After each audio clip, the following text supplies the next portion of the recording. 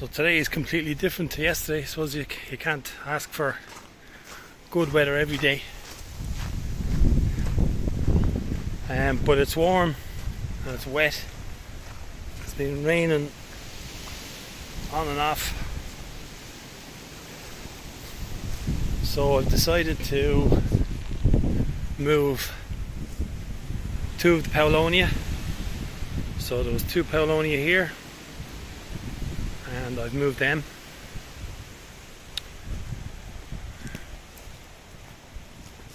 These are the branches from the tops, and all the leaves I've used for mulch around these timber bamboos.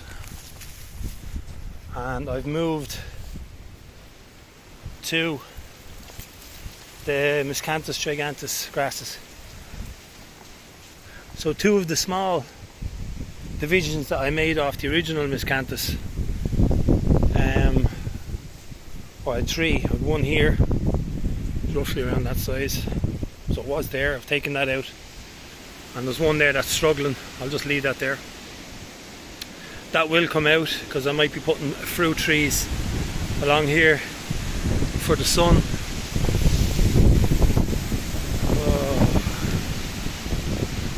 That wind. This is when all these types of leaves and those soft leaf trees, they get ripped. Anyway, so there was a grass here. I've moved it to here,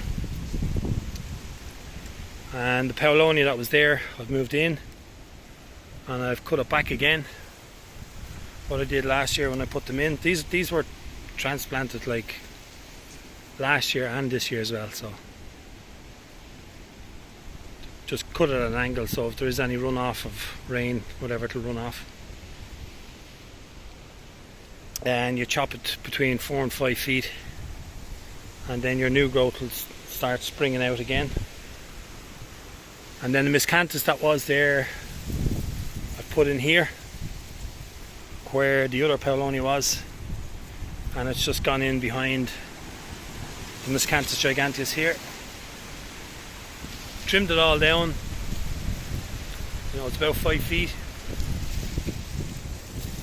So I think there'd be better balance to the linking pathway here. So you can already see we've got Miscanthus Giganteus on both sides. Obviously I haven't got the tops, but if I'd have left them on, you'd have seen the tops of the Paulownia here.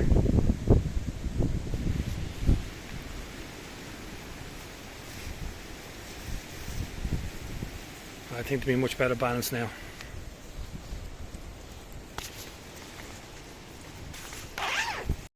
So I'm just going to clip these grasses in case there's any kind of shock. The good thing about these root balls, and you take them out like the Miscanthus Giganteus, it's just one solid mass, and all the clay is intact, so it doesn't fall apart. I suppose when they're this small, they're easy to move.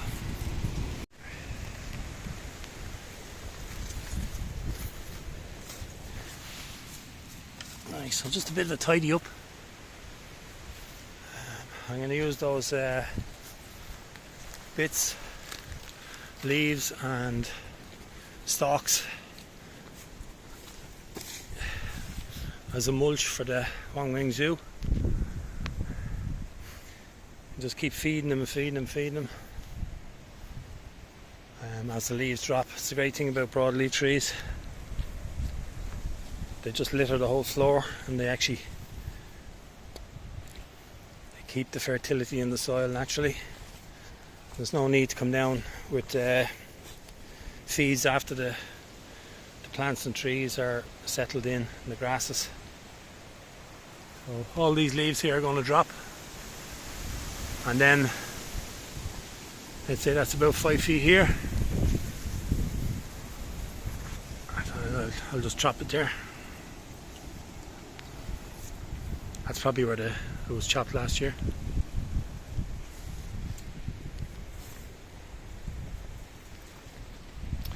Got the Trachycarpus there starting to push up as well. These ones were excellent value.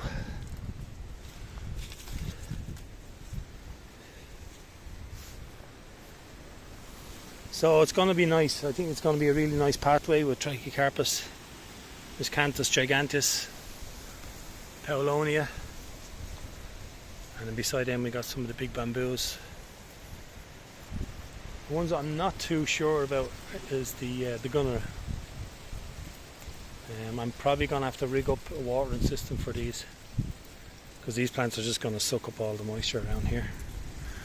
And I also had the eucalyptus, with 3 of them going across the back here.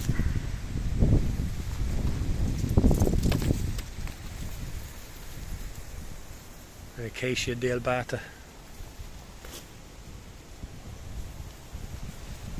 Another gunner here at this corner, so it's looking good.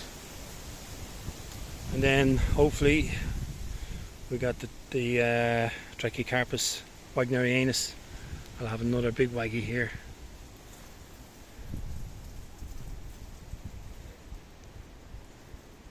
And I have more Trachycarpus in here on the opposite side.